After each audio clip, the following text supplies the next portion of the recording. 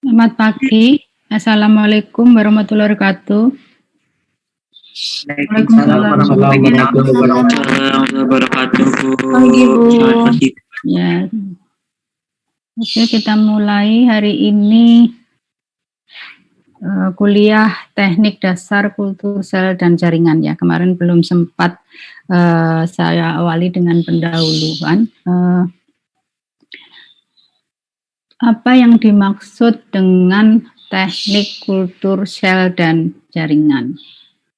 Teknik kultur sel dan jaringan adalah apa? Proses kultivasi atau kultur sel dan jaringan di luar dari tubuh dari organisme itu. Oleh karena itu seringkali dikatakan sebagai kultur in vitro. Di mana kultivasinya atau kulturnya? Di dalam suatu lingkungan buatan yang sesuai ya, dalam kondisi aseptik, jadi harus steril.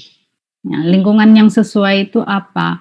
Mediumnya sesuai. Jadi selain lingkungan termasuk nutrisi sesuai, temperatur sesuai, kemudian juga tadi yang saya sampaikan ini atau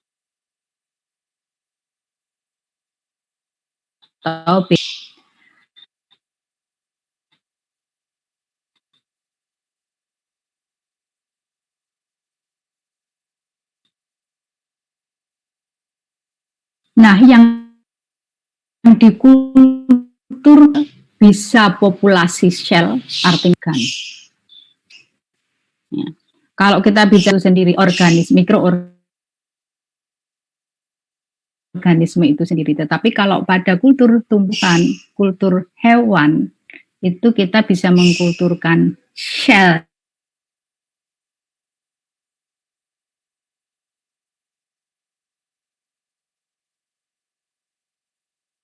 saja bisa protoplas. Kita sudah mampu mengkulturkan protoplas. Ya. Nah, dikatakan in vitro karena memang sel yang dikulturkan atau bagian sel atau jaringan yang dikulturkan itu diambil dari organisme itu sendiri. Ya, dan dikulturkan di dalam suatu, istilahnya kan kalau in vitro di dalam tabung gelas. Ya. Nanti kalau diambil dari organisme, dikulturkan diambil dari organisme namanya in vitro. Ya. Tetapi kalau itu terjadi di tanaman utuh atau di hewannya sendiri namanya in vivo. Ya. Tetapi ada istilah lagi in vitro dan ex vitro. Apa bedanya? Kalau in vitro dalam kondisi steril aseptik, tetapi kalau ex vitro itu tidak dalam kondisi steril dan aseptik. Ya. Jadi ada istilah in vitro, ada istilah in vivo, ada istilah in vitro, dan ada istilah ex vitro. Ya. Paham ya? Nah, dalam mata kuliah ini nanti meliputi kultur sel dan jaringan tumbuhan, kultur sel hewan, dan kultur mikrobia. Jadi kalian nanti dalam perkuliahan ini akan mendapatkan materi atau topik tentang kultur sel dan jaringan tumbuhan, kemudian juga kultur sel hewan, kultur sel, 5 kali tata bentuk materi kultur sel dan jaringan tumbuhan, kemudian juga 5 kali kultur sel hewan dan 3 kali kultur mikroba. Ini adalah gambar-gambar yang mewakili dari kultur sel tumbuhan dan kultur sel hewan dan kultur mikroba. Jadi nanti keperluan mediumnya juga berbeda, kemudian lingkungan atau persyaratan lingkungan yang harus dipenuhi juga akan sedikit berbeda. Ya. Karena nanti ada prinsip dasarnya itu kan atau konsepnya itu kan totipotensi sel salah satunya. Nah, kemampuan totipotensi sel pada tumbuhan itu jauh lebih tinggi dibandingkan dengan pada hewan, sehingga keperluan nutrisi, keperluan lingkungan itu akan berbeda. Nanti kalau kalian kultur sel tumbuhan, kalian bisa mendapatkan tanaman. Tapi kalau kalian mengkulturkan sel hewan, itu sampai sekarang belum bisa sampai mendapatkan individu. Ya, kalaupun ada diperoleh individu seperti cloning domba doli, itu bukan semua sel kemudian bisa di cloning, tidak. Harus memerlukan fusi antara sel telur dengan jaringan yang kita atau sel yang kita akan kulturkan. Tetapi kalau pada tumbuhan, bagian sel atau bagian tanaman dari mana saja dari seluruh tanaman itu bisa dikulturkan dan mampu menghasilkan individu tanaman.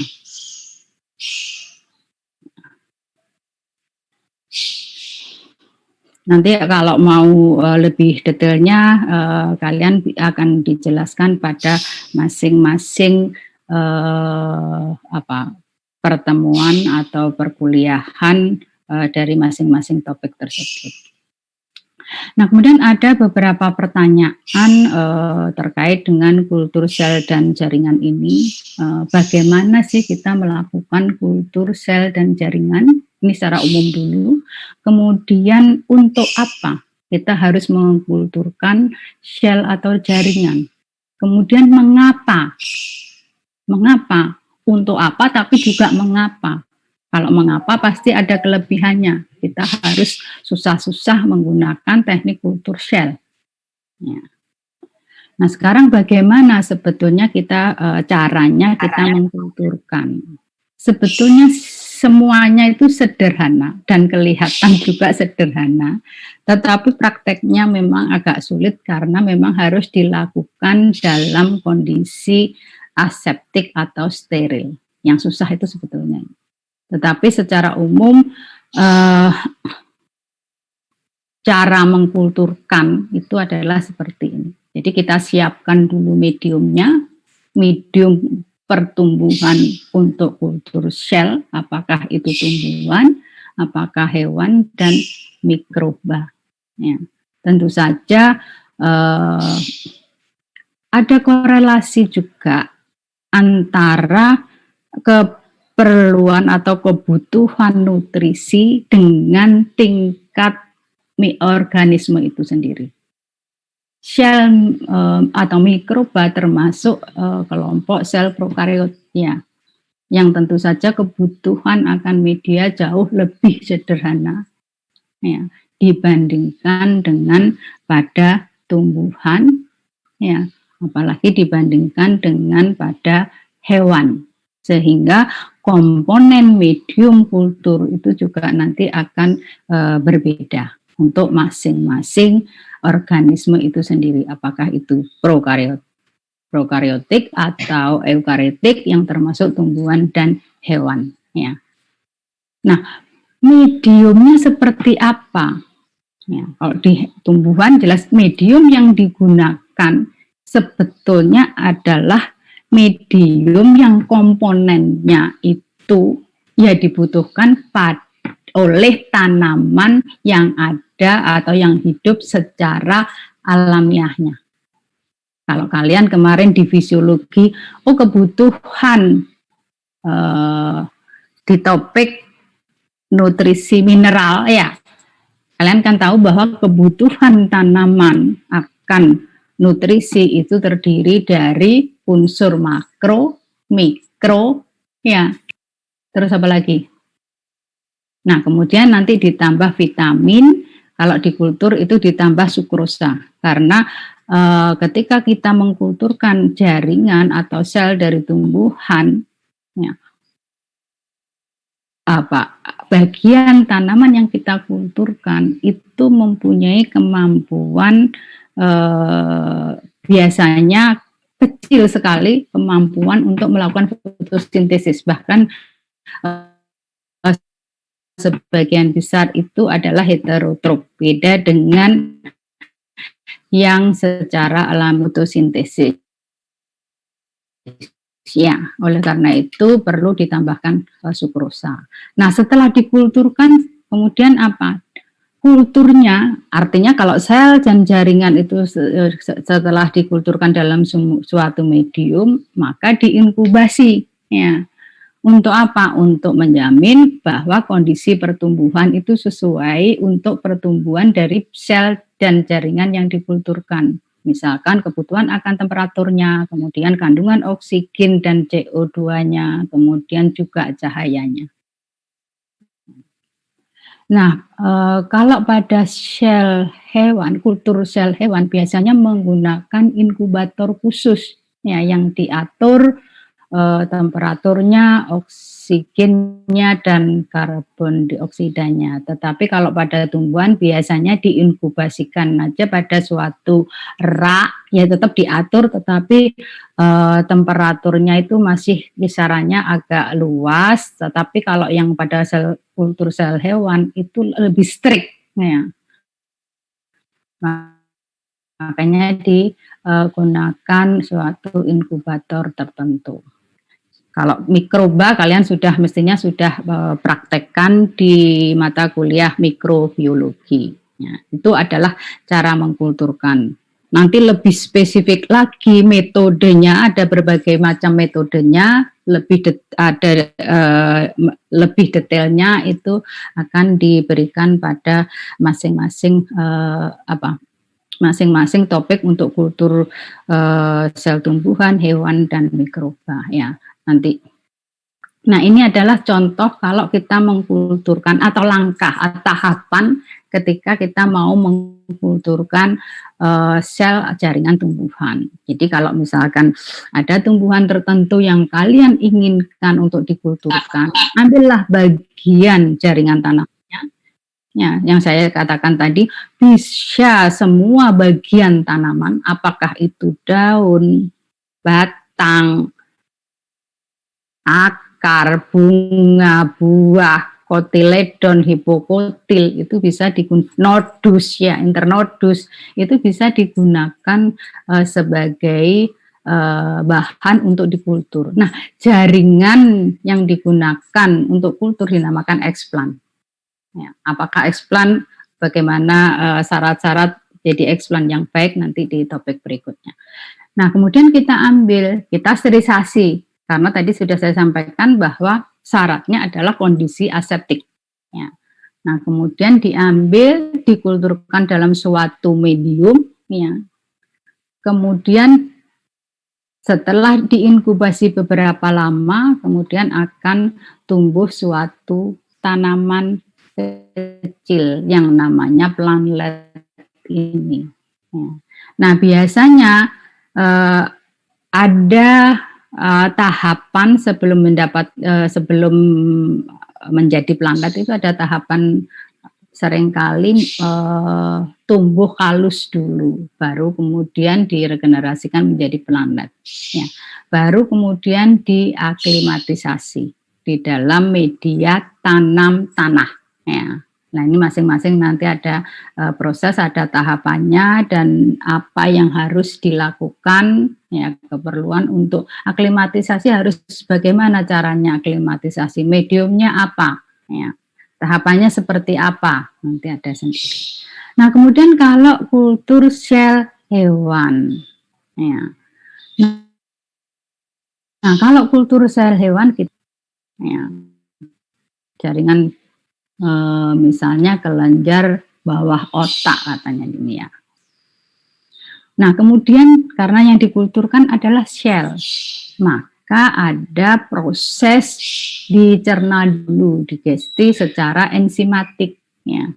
Kemudian disosiasi secara mekanik supaya selnya, jaringan itu kan terdiri dari banyak sel. Nah, supaya untuk mengisolasi selnya itu dilakukan proses ini, ya. Teknik lebih detailnya nanti juga. Nah, kemudian disentrifugasi untuk mendapatkan selnya. Baru kemudian selnya dikultur dalam suatu medium. Nah, biasanya mediumnya cair. Nanti tipenya bisa macam-macam, bisa diteteskan saja, ya, atau seluruh atau di seluruh dalam medium itu. Ya. Kemudian, nah, jadi yang tadi kalau kultur sel tumbuhan, apakah kultur sel tumbuhan tidak bisa mengkulturkan sel? Bisa. Ya, makanya nanti ada teknik kultur suspensi sel. Ya. Jadi nanti diinduksi dulu jaringan ini untuk membentuk kalus, ya. Baru kalusnya kemudian diinisiasi untuk dikulturkan untuk kultur suspensi sel. Atau dari dari jaringan ini diisolasi protoplasnya, kemudian dikulturkan protoplasnya. Ya. Kalau tanaman karena mempunyai dinding, maka ketika dindingnya dihilangkan namanya protoplas. Ya. Bedanya pada sel tumbuhan sama sel hewan, kalau sel hewan tidak mempunyai dinding sel. Kalau pada sel tumbuhan mempunyai dinding sel. Ya.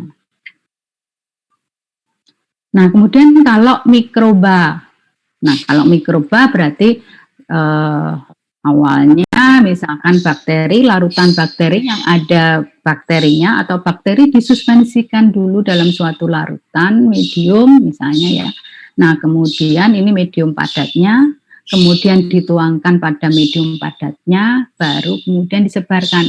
Nah, nanti metodenya juga bisa macam-macam. Ada streak, ada lawn, ada stroke, ada stop. Nanti akan dijelaskan oleh Pak Yoga bagaimana cara melakukan metode kultur dari bakteri yang bermacam-macam ini.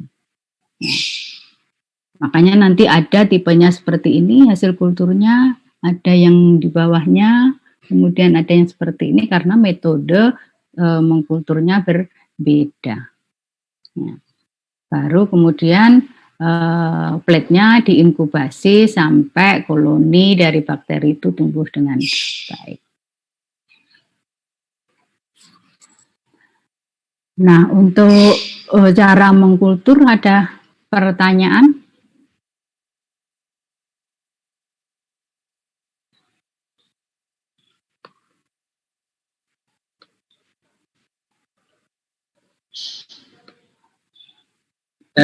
Permisi Bu Wahyu.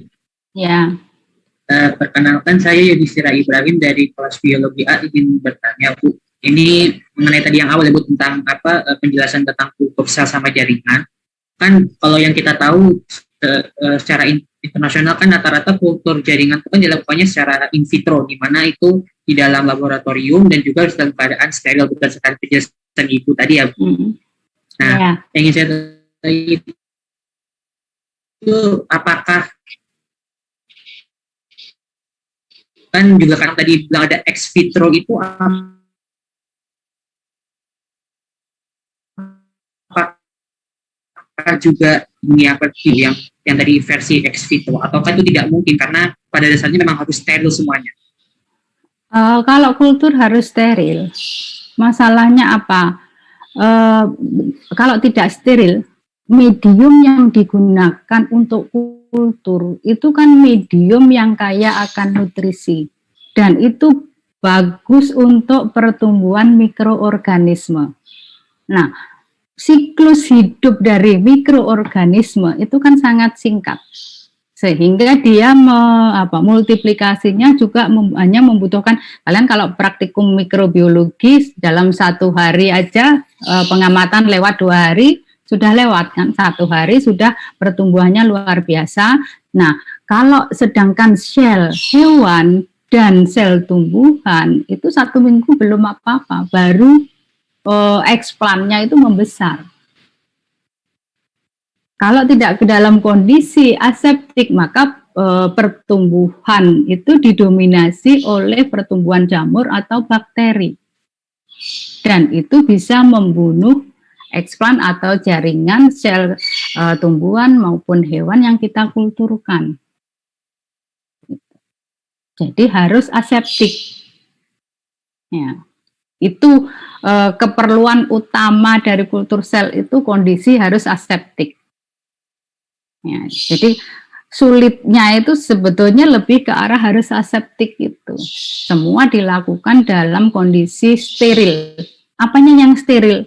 Mulai alat yang digunakan, medium yang digunakan, kemudian jaringan yang dikulturkan, semuanya harus steril. Makanya nanti ada teknik sterilisasi dari apakah itu alat, lingkungan juga steril. Ya, kita kan membutuhkan untuk menginokulasi jaringan ke medium. Itu itu memerlukan suatu ruang. Ruangnya harus juga steril. Yang dikenal nanti adalah laminar airflow atau bisa juga NCAS. Ya, itu juga harus steril. Itu kenapa harus steril itu seperti itu. Jadi pertumbuhan mikroorganisme akan lebih cepat ya, sehingga akan membunuh sel atau jaringan yang kita kulturkan. Selain itu seringkali juga mikroorganisme itu menghasilkan suatu senyawa yang toksik bagi tanaman. Kalau di mikrobia mungkin sebetulnya ada kontaminasi, tetapi kan sama-sama misalnya sama-sama bakterinya kan. Jadi itu masih bisa artinya kultur selnya masih bisa dilihat, cuman nanti campur saja. Ya. Loh, saya mengkulturkan misalkan bakteri A, ada bakteri B kan gitu. Sama-sama tumbuh, cuman ya itu campur. Oh, ternyata kok ada 2 bakteri, berarti itu terkontaminasi. Tetapi kalau kita mengkulturkan sel tumbuhan, 1 minggu sel tumbuhan belum apa-apa. Tapi jamurnya sudah memenuhi medium. Nah, itu kan membunuh eksplan yang kita kulturkan atau jaringan yang kita kulturkan. Ya. Apalagi jamur. Kalau jamur tambah cepat. Ya. Kalau bakteri biasanya masih bisa diselamatkan. Jadi ketika 3 hari biasanya masa kontaminan itu muncul itu kita lihat bisa mulai teramati 3 hari. Ya. Nah, biasanya kalau masih sedikit, kalau itu bakteri masih bisa diselamatkan dengan yang baru. Tetapi kalau misalnya jamur itu harus hati-hati karena ada sporanya. Kadang-kadang kita masih jauh jamurnya masih di tepi kanan, eksplannya di tengah masih bisa, tapi ketika kita memasukkan pinset mau mengambil eksplan atau kita megangnya botol kulturnya itu enggak hati-hati ya kena gesekan sedikit, maka spora dari jamur itu sebetulnya sudah mengenai sel atau jaringan yang kita kulturkan, sehingga ketika kita pindah pun kadang-kadang kok masih terkontaminasi karena ada sporanya. Ibu, terima banyak ya. Oke. Ya, kalau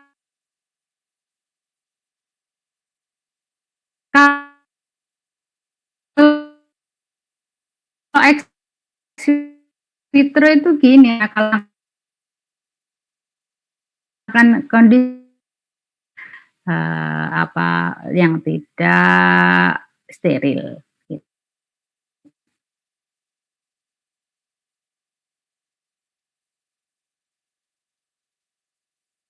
Bukan jaringan tumbuhan, ya kita bisa lakukan pengakaran itu secara in vitro, bisa juga pengakaran secara ex vitro. Jadi tunas-tunas itu kita akarkan secara in vitro, kita pindahkan ke media tanam tanah, ya itu namanya pengakaran ex vitro.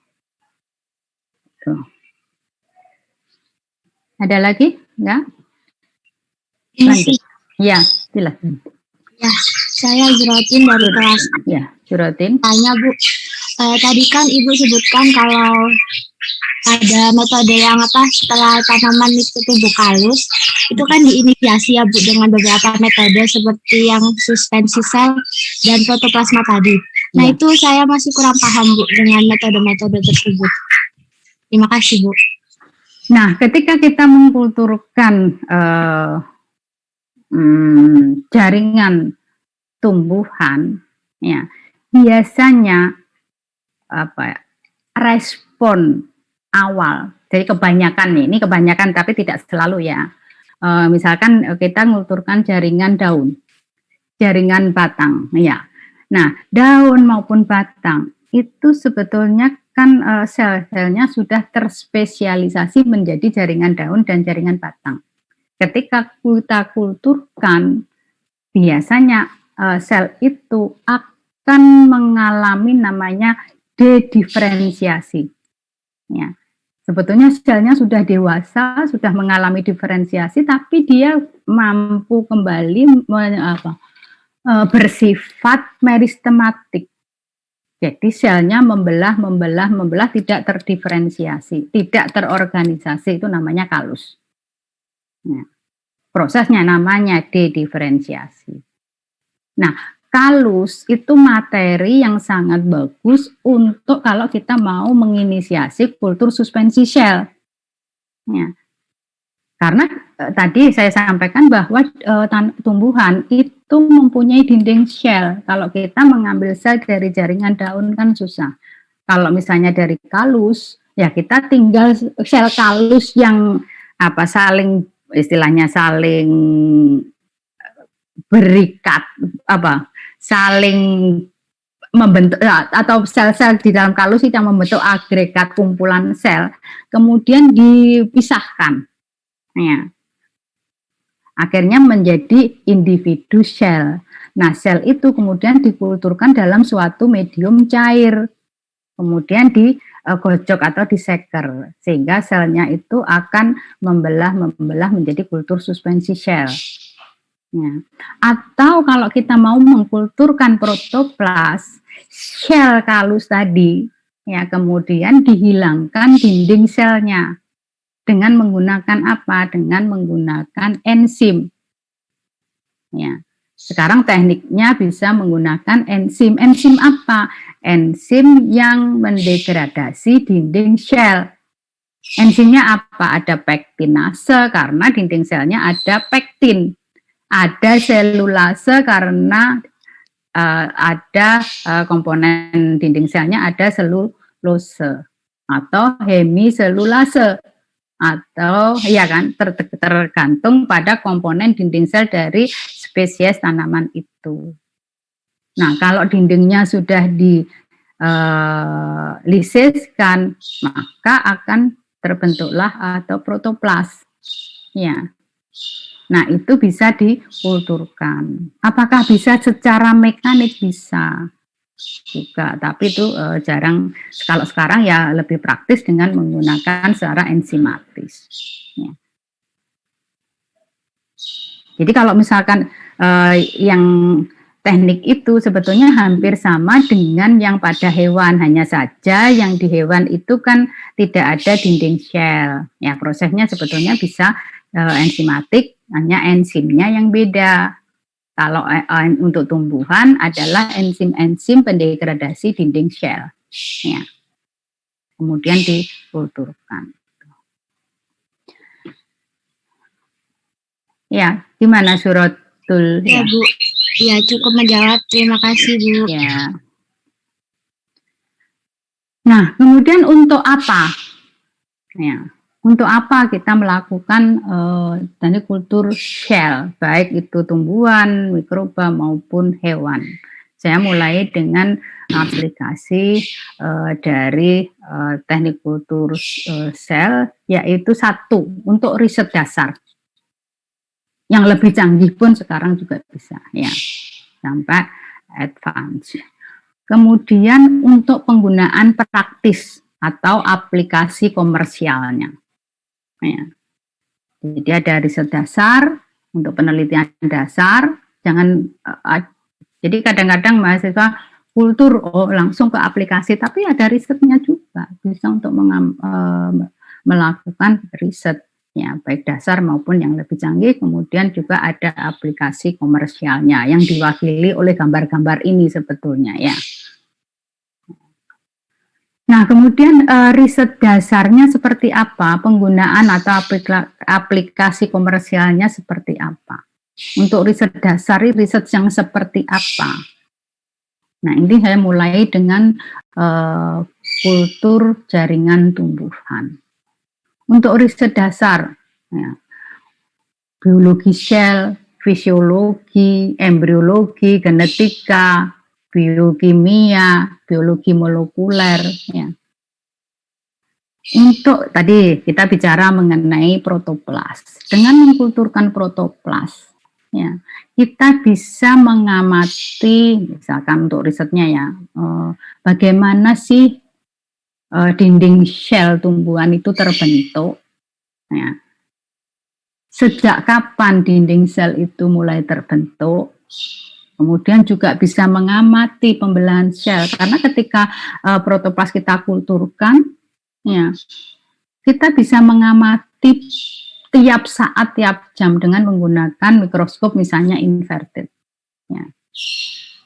Jadi kita tahu dari protoplas yang bulat, kemudian lama-lama menjadi seperti lonjong, ya, nanti bisa pembentukannya apakah langsung semua itu secara bersamaan. Kemudian membelah menjadi 2, membelah menjadi 4.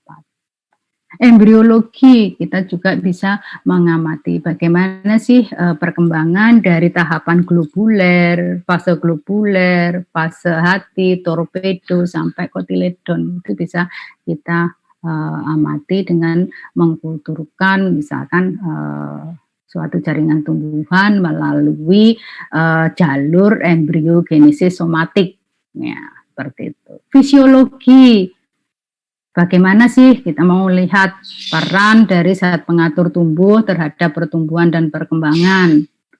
Misalkan auksin, perannya untuk menginduksi perakaran, misalnya akar atau oksitokinin. Ya, itu bisa kita lakukan dengan menggunakan teknik kultur jaringan tumbuhan. Ya, masih banyak lagi, morfogenesis, ya tadi embryogenesis, genetika, ya. Nah, kemudian penggunaan praktisnya atau aplikasi komersialnya apa saja? Ya, ini yang pertama adalah perbanyakan klonal. Jadi ketika teknik kultur sel atau jaringan tumbuhan itu idenya dicetuskan, sebetulnya hanya satu ini tujuannya, yaitu untuk perbanyakan klonal. Artinya perbanyakan yang sama, secara genetik itu sama. Ya. Kalau kita melakukan perbanyakan dengan biji itu kan anakannya tidak sama. Tanaman yang kita hasilkan tidak sama, sangat bervariasi. Tetapi kalau dengan menggunakan kultur, karena yang kita perbanyak adalah jaringan somatik, ya, maka tanaman yang kita peroleh dari hasil perbanyakan itu adalah sama persis dengan induknya, ya. Sama persis dengan induknya. Bibit yang kita hasilkan apakah itu 1.000, 2.000, atau jutaan, itu sama persis secara genetik. Itu adalah kelebihannya. Nah, kemudian ada aplikasi soma clonal variation atau variasi soma klonal. Nah, ini sebetulnya efek atau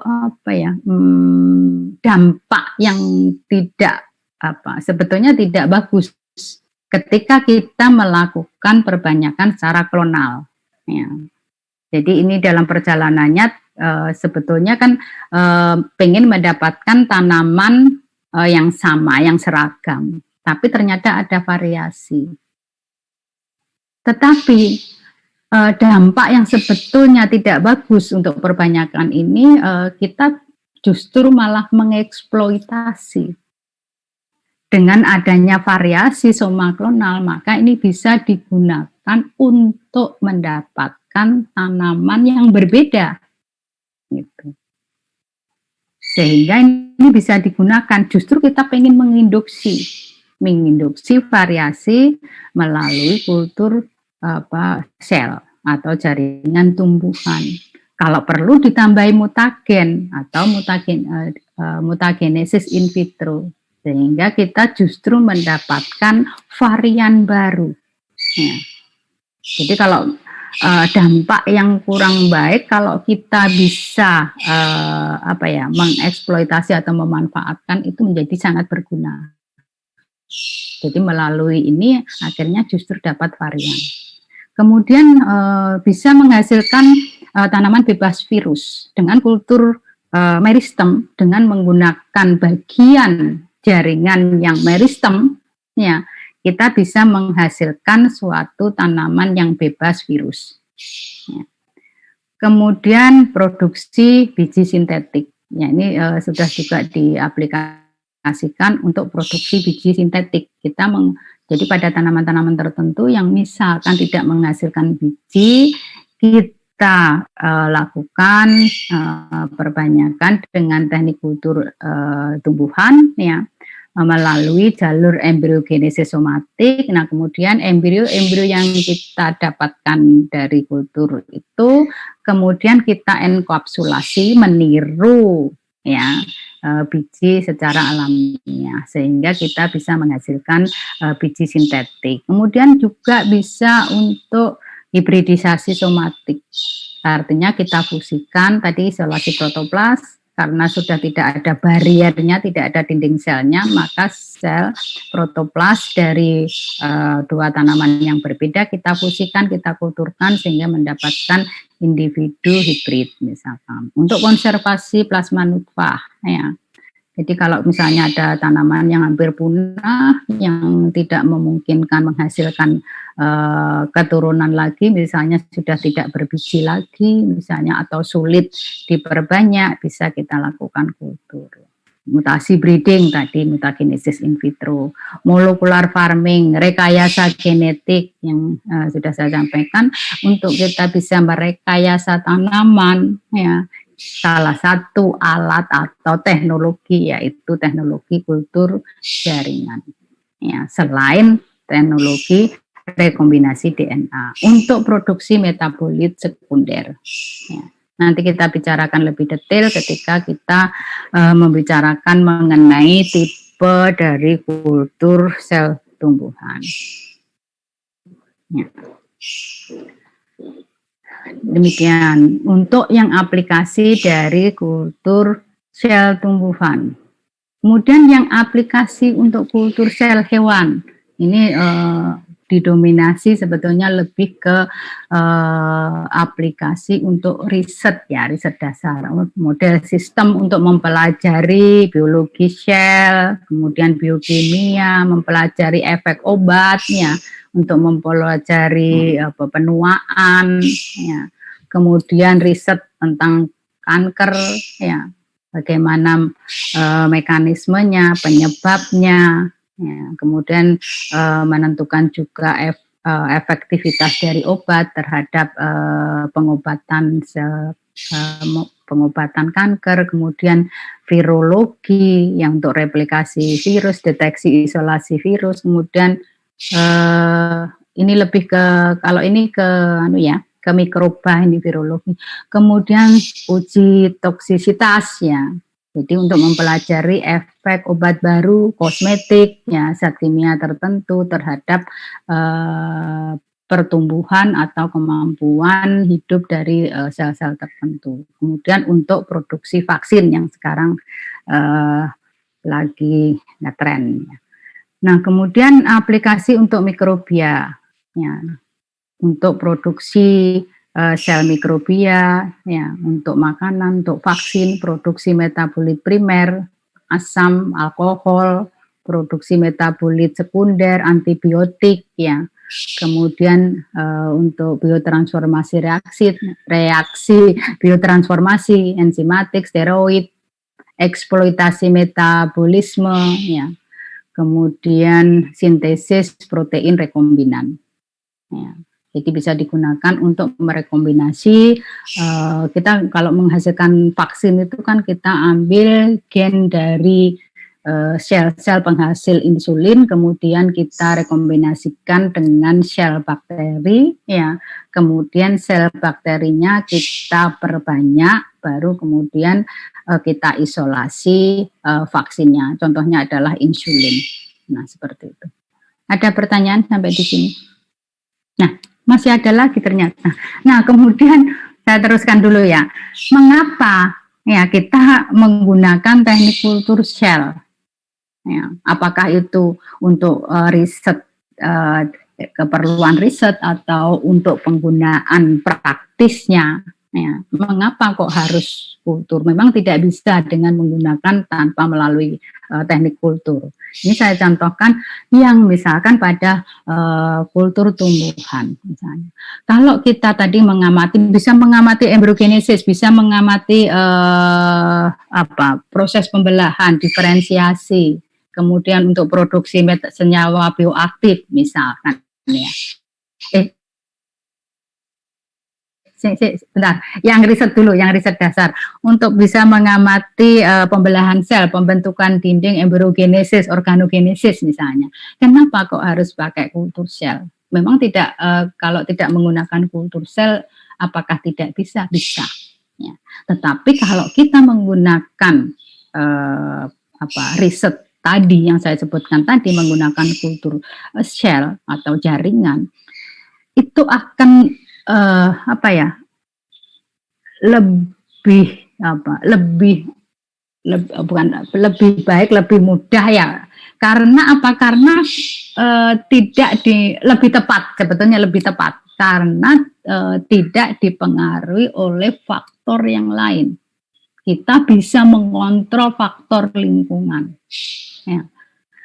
Itu pH-nya kita bisa kontrol, suhunya bisa kontrol, bahkan nutrisinya kita bisa kontrol, sehingga faktor-faktor luar yang kita tidak bisa handle kalau itu pada tanaman yang hidup di lapang, di alamiahnya, itu tidak akan terjadi. Gitu. Ya, kita pengen mengamati misalkan pengaruh suhu terhadap perkembangan atau pengaruh hormon terhadap pertumbuhan. Nah, kalau kita mengamati pada tanaman yang hidup di alamiah kan banyak faktor yang mempengaruhi. Kita kan tidak bisa mengontrol. Tetapi kalau melalui kultur sel, kita bisa mengontrol semua faktor kecuali faktor yang memang kita ingin amati, kita ingin observasi, ya. Sehingga dikatakan sebagai sistem model yang excellent, ya, untuk mempelajari apakah itu biologi sel, fisiologi, biokimia dan lain sebagainya. Nah, sedangkan kalau untuk aplikasi komersial atau penerapan praktisnya, misalkan salah satunya tadi dikatakan bahwa keuntungan dari kultur atau fungsi kultur tumbuhan itu adalah untuk memperbanyakkan klonal. Memangnya nggak bisa perbanyakan klonal tanpa melalui kultur? Bisa. Ya. Dengan menggunakan apa? Ya sama, menggunakan jaringan vegetatif. Kalau klonal ya. Kalau perbanyakan itu kan bisa perbanyakan secara reproduktif dan vegetatif. Reproduktif dengan biji salah satunya. Kalau vegetatif yaitu menggunakan bagian-bagian tanaman vegetatif. Bisa daun, bisa batang, bisa akar. Nah, Kalau bisa, kenapa harus lewat kultur? Ya. Saya contohkan kalau misalnya perbanyakan klonal atau vegetatif menggunakan itu salah satunya kan bisa menggunakan stek, bisa menggunakan cangkok. Nah, kalau menggunakan stek, kalian butuh berapa tanaman induknya? Ya. Kalian membutuhkan berapa lahannya, ruangnya, ya. Untuk misalnya contohnya aja 1.000. Kalian pengen menghasilkan bibit dari stek 1.000. Berapa tanaman induk yang kalian butuhkan? Ya. Berapa pucuk-pucuk yang harus kalian ambil untuk disetek? Berapa lahan? Ya. Berapa waktu yang dibutuhkan? Banyak sekali. Tetapi kalau menggunakan kultur, ya, satu daun yang tadi gambarkan di atas, kok satu daun? Eksplan ukuran bagian daun ukuran 1,5 senti itu bisa atau mampu menghasilkan bibit tanaman ribuan. Ya. Dengan hanya membutuhkan ruang yang sedikit. Ya. Satu botol itu yang digambar ini, satu botol berapa ini?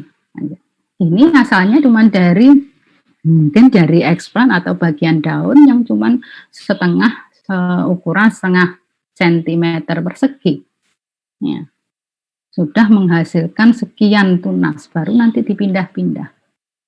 Ruang yang dibutuhkan pun juga bukan relatif lagi, hanya mungkin 1 rak sudah cukup. Tetapi kalau dari stek seperti apa? Apalagi kalau misalnya itu dilakukan dari cangkok. Ya. Jadi teknik yang cepat untuk menghasilkan ratusan dan tidak dibatasi oleh berapa. Kalian mau pengen menghasilkan bibit 1.000, 1 juta, 30 juta. Ya. Itu tidak masalah. Yang penting sebetulnya hanya waktunya saja. Jadi bukan berarti kalau misalnya dengan kultur kita bisa menghasilkan 30 juta dalam waktu setahun. Bukan berarti kalau begitu, kalau misalkan 3 juta berarti 1 bulan, tidak begitu. Ada waktu tertentu yang dibutuhkan, artinya kisaran waktu tertentu yang dibutuhkan untuk sampai menghasilkan bibit. Gitulah. Jadi kalau misalkan untuk menghasilkan bibit tanaman krisan misalkan, dibutuhkan dari kultur dibutuhkan 3 bulan. Jadi selama 3 bulan itu kalian bisa menghasilkan bibit mau 100 bisa, 1.000 bisa, 1 juta bisa, 100 juta juga bisa. Ya, tinggal memperbanyak berapa eksplan awal yang dikulturkan. Gitu. Tetapi waktunya tetap sama ya 3 bulan itu bisa menghasilkan sekian. Ya. Jadi ruangan dan tidak tergantung pada musim. Ya, jadi kapanpun kalian bisa lakukan. Ya. Mau musim panas, mau musim hujan, kalian bisa lakukan. Bulan Januari bisa, mau bulan September juga bisa, bulan. Ya. Nah, kemudian kenapa kok bisa banyak? Apalagi kalau misalnya kultur itu, perbanyakan itu menggunakan medium cair. Ya. Itu dengan kita mengaplikasikan sistem kultur bioreaktor itu kita bisa dapatkan tidak terhingga bibit itu. Ini jadi mengapa kita harus menggunakan kultur. Ya. Bukan hanya tujuannya apa, tapi juga mengapa. Ya.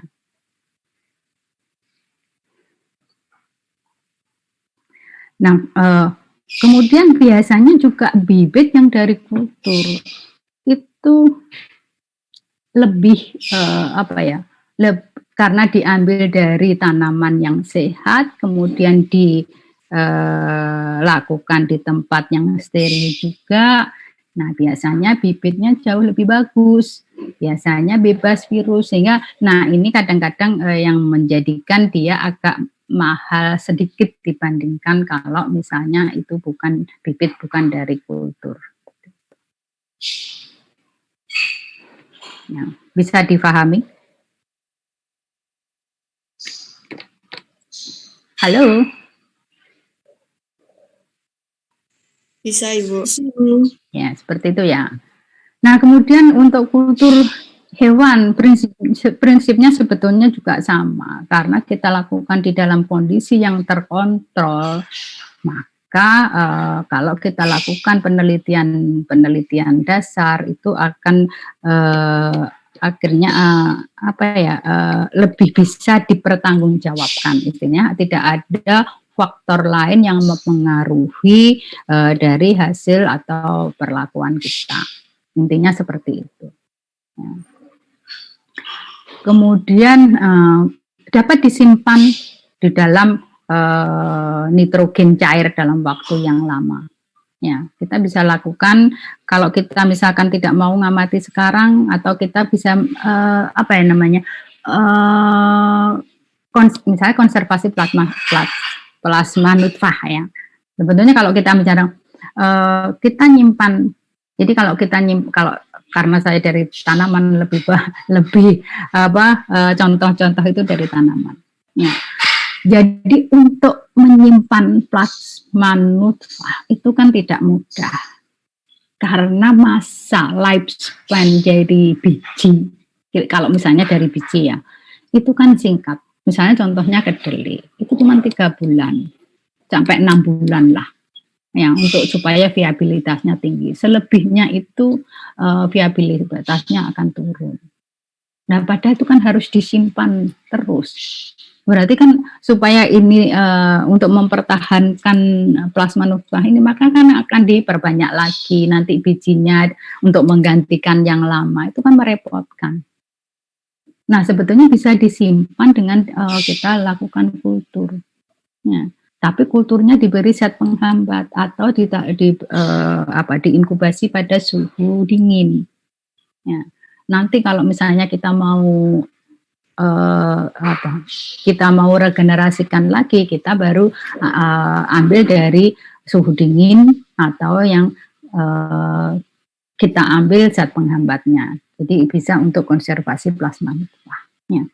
Kemudian untuk hewan katanya lebih mudah untuk menangani kontaminasi dibandingkan dengan eksperimen hewan. Terus scale up yang tadi menggunakan sistem bioreaktor, homogen sampelnya, ya.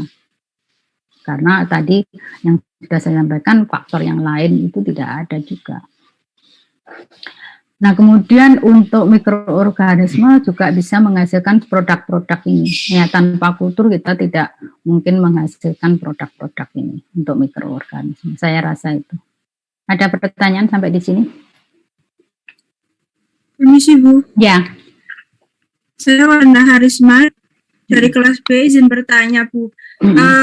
Untuk yang awal tadi, apakah ada kemungkinan atau bagaimana caranya agar planlet yang sudah ditumbuhkan di lingkungan yang aseptis, yang sudah dikultur itu nantinya jika dipindahkan ke lingkungan yang tidak aseptis itu tidak akan mati, begitu, Bu?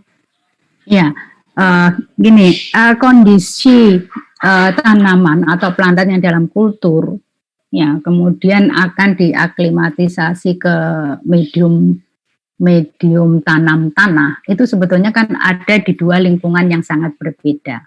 Mediumnya berbeda, kondisi lingkungannya berbeda. Ya, kalau di kultur suhunya 25 derajat, sekitar 24-25 derajat. Ya, kemudian kelembapannya sekitar 60.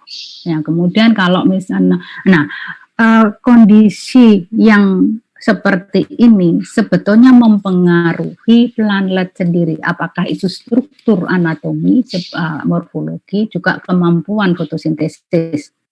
Karena di kultur medium itu kan disediakan, artinya dia diberi sukrosa. Ya. Nah, kemudian akan dipindah ke medium tanam tanah yang kondisinya berbeda. Syarat yang utama planlet ini akarnya harus bagus, terbentuk akar dan akarnya masih baru, gitu ya. Jangan kemudian akarnya sudah kuning, sudah kecoklatan baru kemudian dipindah. Itu harus ada akarnya dulu, baru kemudian dipindah ke sini. Nah, mestinya ada transisi sebelum dipindah ke lingkungan yang greenhouse yang panas. Ya. Oleh karena itu, ketika dipindah di aklimatisasi, mediumnya sudah medium tanah, tetapi masih ditutup. Ya. Jadi dibersihkan dulu dari akar, jangan sampai ada akarnya. Karena ada akarnya, maka itu adalah medium yang bagus untuk pertumbuhan mikroorganisme. Ya, jamur. Makanya mediumnya dihilangkan dulu, kemudian dipindah ke medium tanah, tetapi masih ditutup. Ya, kalau nggak ditutup langsung kering, layu. Ya, karena kan transpirasi, makanya ditutup dulu. Nah, nanti secara berkala dibuka sebentar, misalnya, dibuka dulu sehari 1 jam, 1 kali, atau enggak setengah jam misalnya. Besoknya bertahap gitu. Baru sampai dia mampu tidak ditutup, maksudnya mampu tumbuh maksudnya tidak layu ketika itu dibuka, baru kemudian ditaruh di greenhouse gitu. Jadi ada tahapan yang namanya aklimatisasi. Begitu. Ya, intinya sama ketika kalian mau melakukan stek. Ya, ketika kita mau nyetek tanaman itu kan gitu. Kita tutup dulu. Ya, kita kurangi dulu daunnya, mengurangi transpirasi. Kita hilangkan daunnya, kemudian kita sungkup, ya sama. Baru kemudian kalau stek itu kan kira-kira 2 minggu baru kita buka gitu. Ini ada proses aklimatisasi. Ada lagi?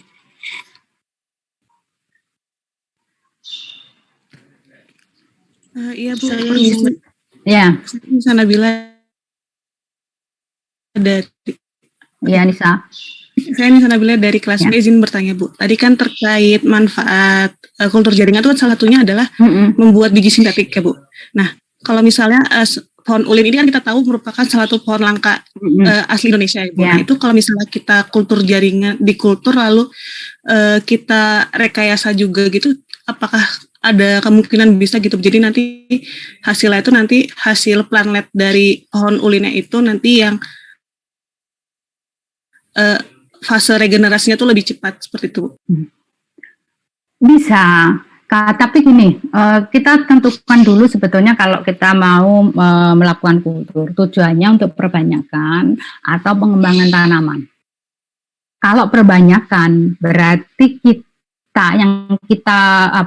fokuskan, kita prioritaskan adalah perbanyakan klonal yang persis dengan induknya. Ya. Nah, kemudian yang satu adalah pengembangan tanaman supaya lebih baik, lebih unggul. Misalkan saya punya tanaman mangga. Ini misalkan mangganya bagus tapi misalkan nggak manis. Ya, pengennya mangga manis.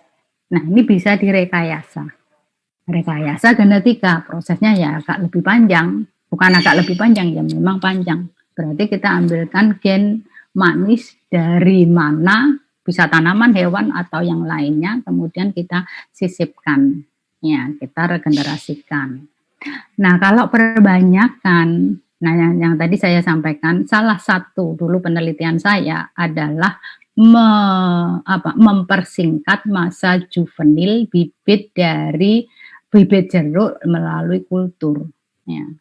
Maka dengan menggunakan beberapa perlakuan. Ya, untuk mempersingkat juvenilitas salah satunya memperpendek juvenilitas salah satunya dengan menggunakan hiberilin, sukrosa atau suhu rendah atau menggunakan bagian jaringan tanaman yang berbeda. Jadi kalau tanaman-tanaman yang masa juvenilnya tinggi itu biasanya kalau dia diregenerasikan dari biji. Ya.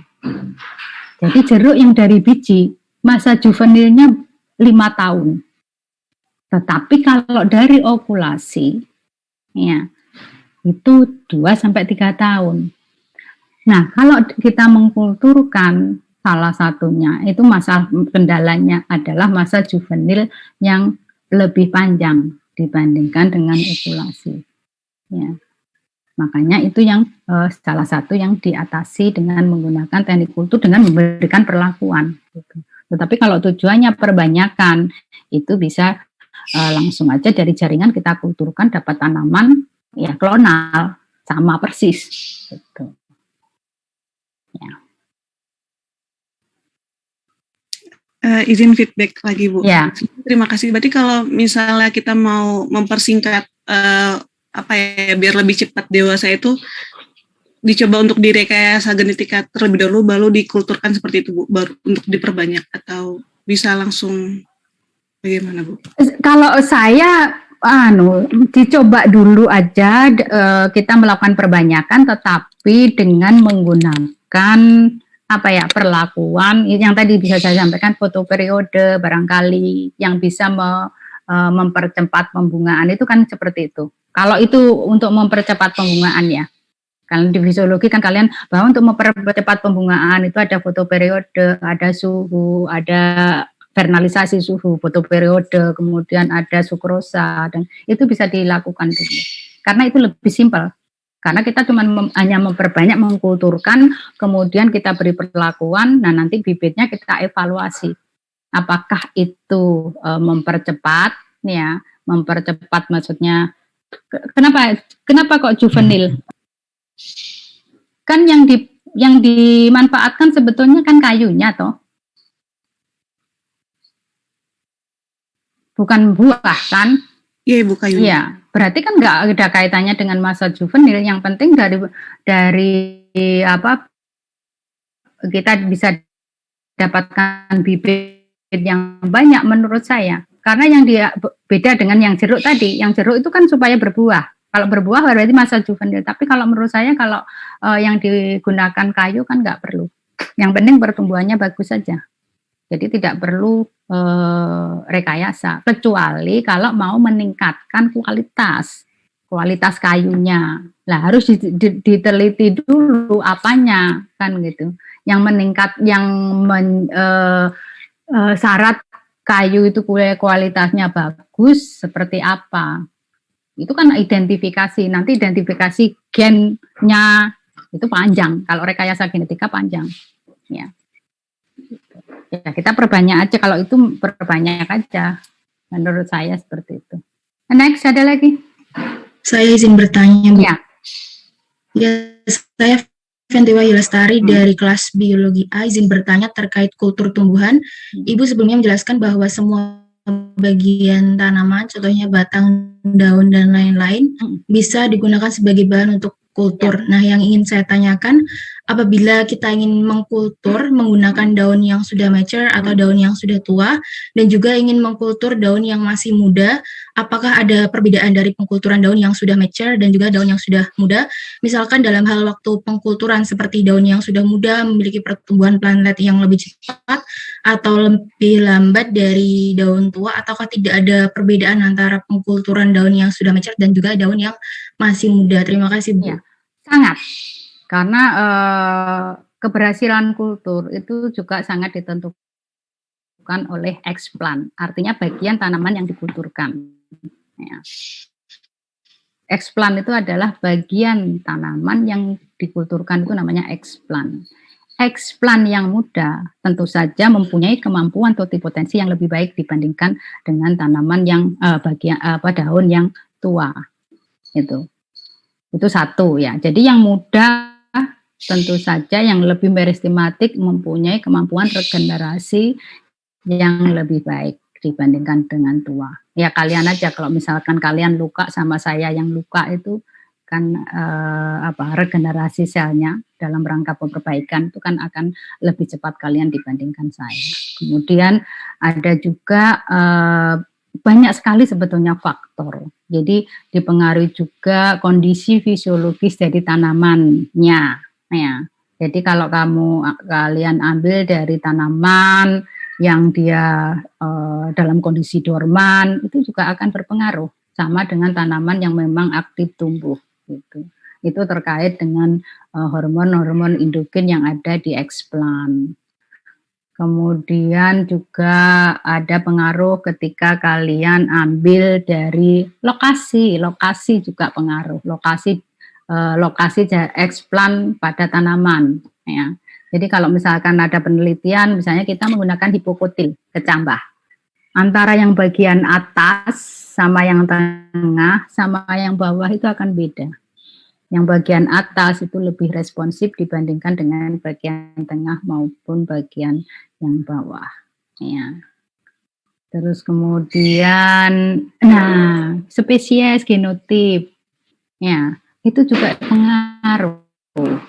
Tanaman dikotil biasanya memberikan respon lebih bagus dibandingkan dengan tanaman monokotil. Makanya tanaman monokotil seringkali dikatakan sebagai tanaman yang rekalsitran untuk kultur jaringan. Ya. Jadi genotip pengaruh, kemudian umur eksplan, kondisi fisiologis tanaman induknya juga pengaruh. Banyak sekali pengaruh. Kalian ambil waktu yang berbeda itu juga berbeda. Tanaman yang kalian ambil di waktu musim semi, ya, kamu kulturkan sama eksplan yang diambil di musim winter itu juga akan berbeda. Yang musim semi akan lebih responsif dibandingkan dengan yang yang diambil dari musim dingin. Gitu. Ada lagi?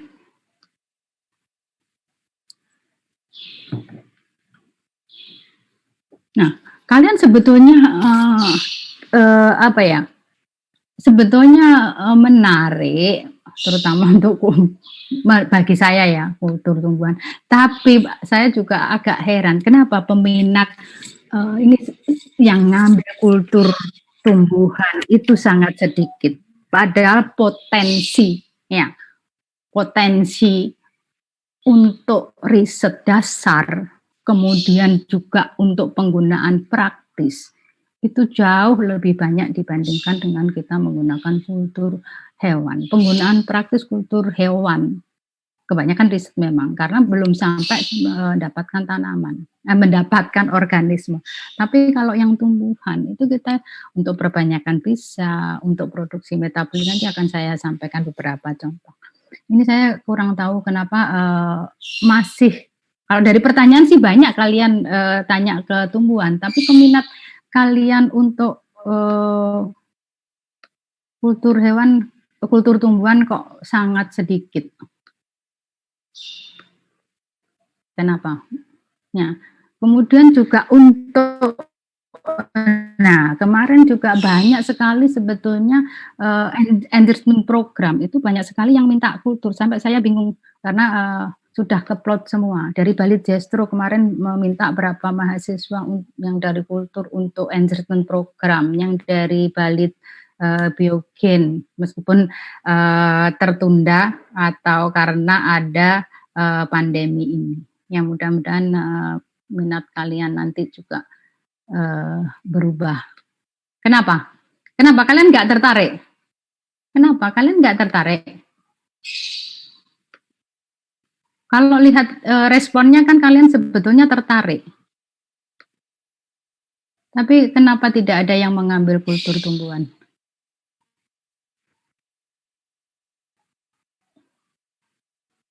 Takut sama dosennya, Kamai? Ya, enggak.